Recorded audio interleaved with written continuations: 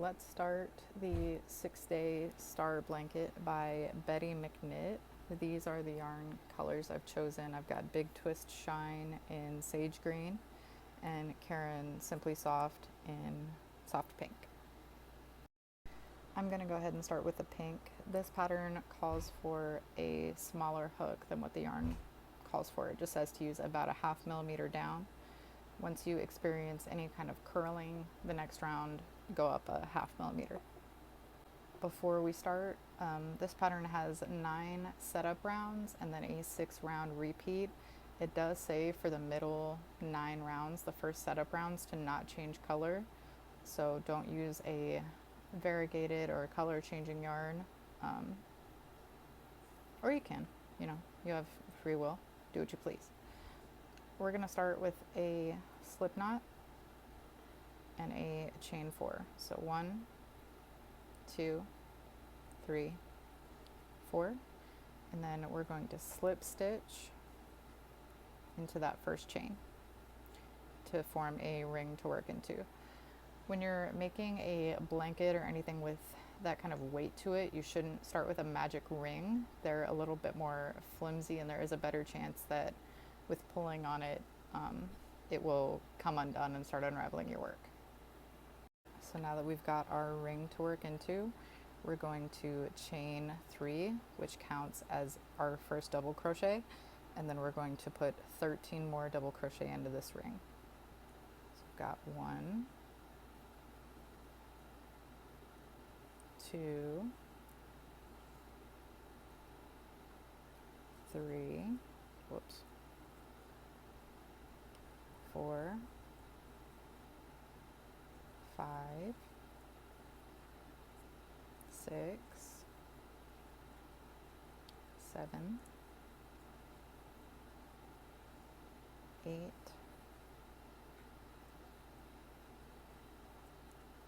9, 10, 11, 12, 13. So we will have 14 in total, including our chain 3 at the beginning. We're going to slip stitch to that chain 3 to close that round, and then pull on the tail to tighten. And we have finished setup round 1. Setup round 2, we're going to chain 3, and then into that same space we're going to put another double crochet. And in every stitch around we're going to put 2 double crochet. There's 1, 2. And we'll do that all the way around. I do want to say, for those of you who are very eager learners, this is called a 6-day blanket because it should take you at least 6 days to complete it. If you're not a seasoned crocheter, or even if you are, please do not try to complete this in one day. If you're not used to crocheting for hours at a time, it is not a good idea to just go ahead and start. The extreme sudden overuse of all of the tendons and muscles and everything that it takes to crochet will put a big strain on your hands and arms. If you are like me and decide one day you're gonna just knock out a whole blanket out of nowhere and binge watch a whole season of a show in one day while you're crocheting nonstop with minimal breaks except to vape and maybe go potty, you are going to wake up with shooting pain up and down your arms, pins and needles. It's gonna not be a pretty picture. About every 30 minutes when you're working on a project, you can set a timer if you get really immersed so that you remind yourself you need to stop, put your work down, walk around, look at something else, do something else for at least 5 minutes. Stretch your hands, wrists, fingers, put them in your lap, that way they get some blood to them. You should not be sitting and crocheting for hours and hours at a time with no breaks. It's not good for you. It is fun, but not good for you. Alright, so it says to put down your work and make sure it lays flat after every round. I'm like on the edge of curling, so I think I'm going to go ahead and go up a hook size after this. I'm going to double check that I have the right amount of stitches. 2, 4, 6, 8, 10, 12, 14, 16, 18, 20, 22, 24, 26, 28. Good for me. And we're going to slip stitch to the top of that chain 3. So we've got our first 2 setup rows done. I'm going to pull this up a little and go up a hook size real quick. Alright, let's get ready to start round 3. We're going to chain 3, 1, 2, 3. We're going to put a double crochet in the next stitch just here. So there's our double crochet. So we've got 2 double crochet. We're going to chain 3, 1, 2, 3, and put a double crochet in the next 2 stitches. So there's 1, 2. Right, and now we're going to chain 1 and then double crochet in the next 2 stitches. 1, 2, and then we'll do a chain 3. 1, 2, 3, double crochet in the next 2 stitches.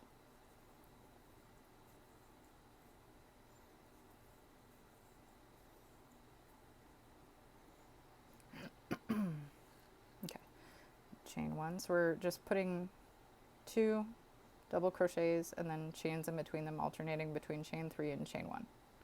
So we just did the chain 1. Let me pull out some more yarn, it's messing with my tension. Alright, 2 double crochets,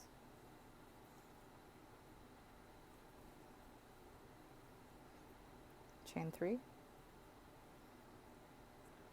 2 double crochets.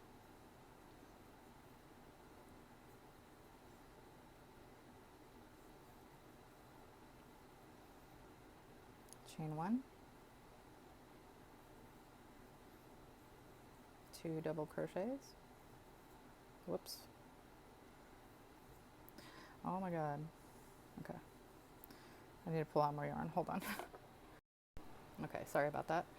This is a brand new skein, so it's been fighting me. I have to pull the yarn out into my lap so it doesn't mess with my tension.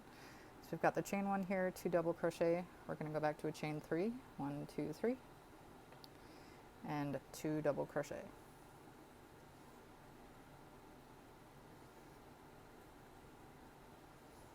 Chain 1, 2 double crochet. And if you don't like my colors, sorry, I like them. You can choose whatever color, pretty much any thickness for this, as long as you abide by the pattern rules they want you to use. Start with a slightly smaller hook and then only go up a ½ millimeter as you experience curling. You know, lay down your work after every round and make sure it's not. It's going to be a lot of videos. I hope you guys don't mind.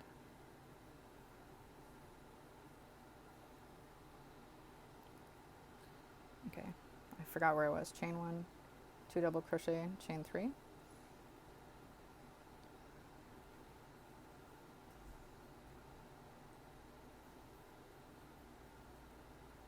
Chain 1. 2 double crochet. If you struggle with knowing where the beginning of a round is, you should put a stitch marker in your beginning chain 3. I'll start doing that. It's a good practice to be in. Anyway, chain 3. Whoops. I do know how to use a crochet hook, I promise. I'm just very caffeinated and not used to working with yarn that's quite this slick. Okay. Chain 1, and then slip stitch to the 3rd chain from the starting chain. And that finishes setup round 3.